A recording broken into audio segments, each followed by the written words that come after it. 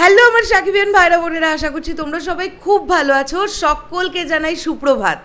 আজকে আমরা প্রথম এই ভিডিওটাতে দরদ নিয়ে আলোচনা করব। বন্ধুরা, আমরা সবাই গতকাল সন্ধেবেলা আমাদের কাছে সব থেকে বড় সুখবরটা চলে এসেছে, যেখানে আমরা জানতে পেরেছি অলরেডি সাকিব ভাইয়া, the mega star Shakib Khan, তিনি দুবাইয়ের তরফ থেকে গোল্ডেন ভিসা পেয়ে গেছেন। আমি কনগ্র্যাচুলেশনস জানাবো আর অনেক গর্ববোধ করছি মেগা স্টার সাকিব ভাইয়ার জন্য, এবং আমি অবশ্যই কৃতজ্ঞতা জানাতে চাই অনন্য মামুন ভাইয়া এবং তার টিমকে। প্রচুর সময় প্রচুর মানুষ অনন্য মামুন ভাইয়াকে নানা রকমের কথা বলেছেন, কিন্তু খুব লক্ষ্য করে দেখুন আজকে এত বড় পরিসরে এগুলোও যে করা যেতে পারে, এই মানুষটা চিন্তা ভাবনা করছেন। ডে বাই ডে তিনি ভাবছেন যে কিভাবে বাংলা সিনেমাকে বিশ্বের দরবারে পৌঁছে নিয়ে যেতে হয়, এবং তার প্রত্যেকটা পোস্টে তিনি বারবারই একটাই কথা বলছেন যে দিনের শেষে যেন আমাদের পরিচয় হয় যে আমরা বাংলাদেশি। তিনি এইভাবে লিখছেন। তো এটা আমাদের কাছে অবশ্যই একটা গর্বের ব্যাপার, এবং দুই বাংলার নায়কদের মধ্যে প্রথমবার যিনি দুবাইয়ের তরফ থেকে গোল্ডেন ভিসা পেয়েছেন, সর্বপ্রথম। এর আগে কোনো দিন দুই বাংলার কোনো নায়কের সঙ্গে এর আগে এমনটা ঘটেনি। গোল্ডেন ভিসা পাওয়া মানে তোমরা জানো, যে দেশ থেকে তিনি গোল্ডেন ভিসা পেলেন সেই দেশের কাছে তিনি একজন স্পেশাল মানুষ।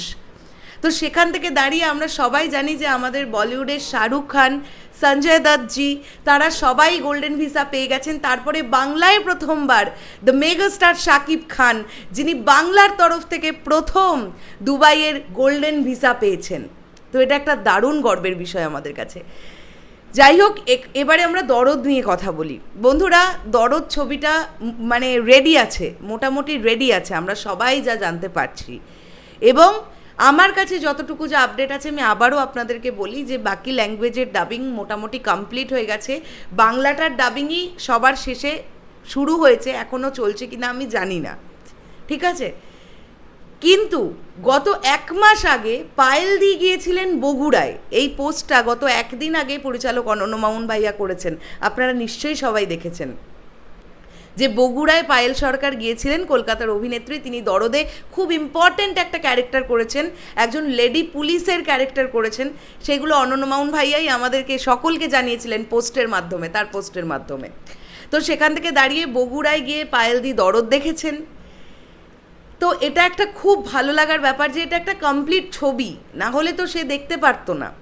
আমার মনে হয় যে হয়তো দু একটা ছোট ছোট ডাবিংয়ের ব্যাপার ছিল, হয়তো সেগুলোও কমপ্লিট হয়ে গেছে। সেখানে গিয়ে কালার গ্রেডেশন কমপ্লিট হয়েছে, ভিএফএক্সের কাজ কমপ্লিট হয়েছে। টোটাল বিষয়টা তো আমাদেরকে অনন্য মামুন ভাইয়া রিসেন্টলি তার পোস্টের মাধ্যমে জানিয়েই দিয়েছেন। দরদ ছবিটা মুক্তি পাবে কবে, আমি এটা নিয়ে খুবই এক্সাইটেড। এরকম একটা কানাঘুষো শুনতে পাওয়া যাচ্ছে যে এই বছরের শেষের দিকে ওয়ার্ল্ড ওয়াইড মুক্তি পেতে পারে দরদ, এরকম একটা শোনা কিন্তু যাচ্ছে। দেখো, জুন মাসে যদি মানে কুরবানি ঈদের যদি কেন বাংলাদেশে তুফান রিলিজ করবে, আমরা সবাই জানি। তারপরে তুফানের পরেই তো দরদ রিলিজ করার কথা। আমার শুধু একটাই অনুরোধ থাকবে যে দরদ যেন এমন একটা সময় রিলিজ হয় যে সময়ে ভারী কোনো ইন্ডিয়ান সিনেমা থাকবে না।